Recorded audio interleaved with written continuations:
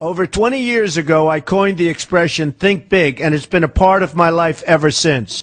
It's also come true. I became an even bigger success after I said it than I was before. And that's one reason I think it's an important way to think. It obviously works, and that's what I'm going to talk about today. What I said exactly in my first book, The Art of the Deal, is as follows. I like thinking big. I always have. To me, it's very simple. If you're going to be thinking anyway, you might as well think big. That book was a bestseller, and it's considered a business classic at this point.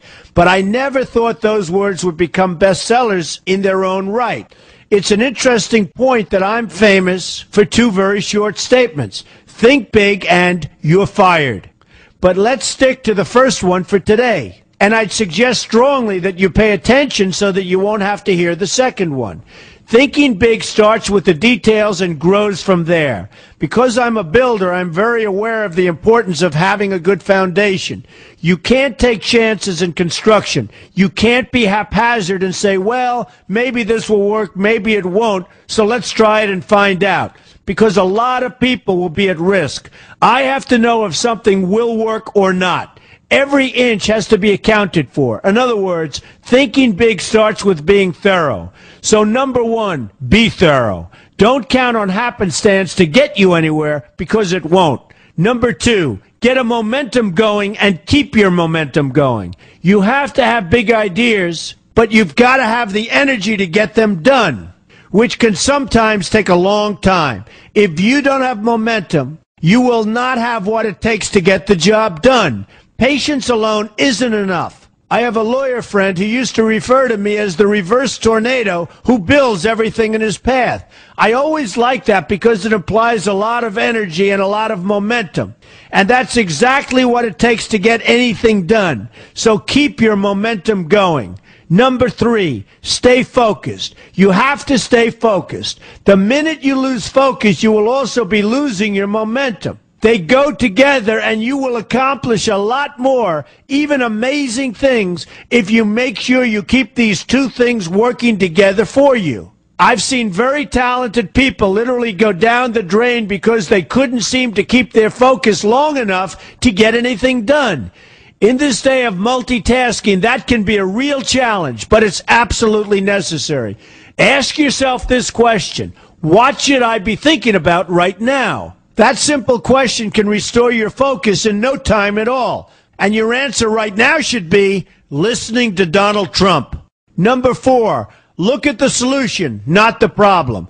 This is very important if you ever want to learn to think big. And here's why. No matter what you do, you're bound to run into problems. It's just part of life, a part of business, a part of anything worth doing.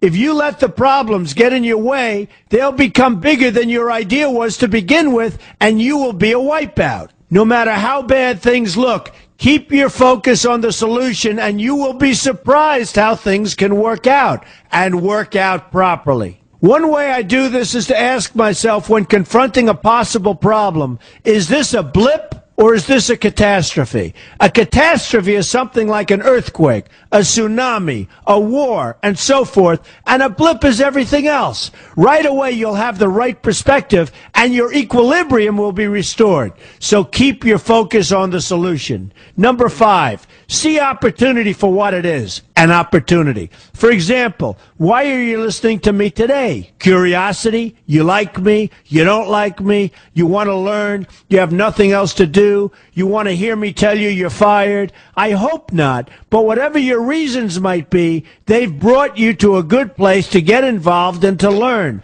And that's an opportunity right there. People think that because I'm rich and famous that I know everything. I know a lot. But one thing I know is that I don't know everything. So I ask myself this question every day.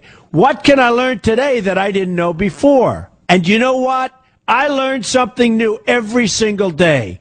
That's a big reason for my success, and the same thing can apply to you. Take the time to see today as an opportunity, and you'll be surprised by what can come your way.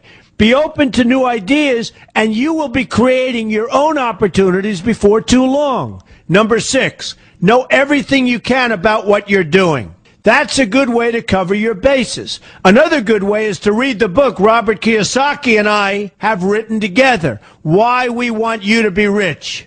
It's about covering your bases and knowing what's going on. I remember when some guys came in to meet with me about a great idea they had for an atrium for a building on Wall Street. It was a beautiful idea except for one thing. None of them had thought about how the building would be supported around this fabulous atrium.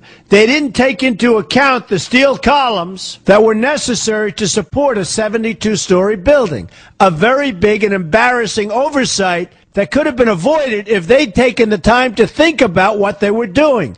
Don't let that happen to you. Know what you're doing first. Number 7, be lucky. Remember the old saying, the harder I work, the luckier I get. Well, it happens to be true. It works for me, and I've encountered some pretty big successes. But this goes along with something that's absolutely necessary for great success.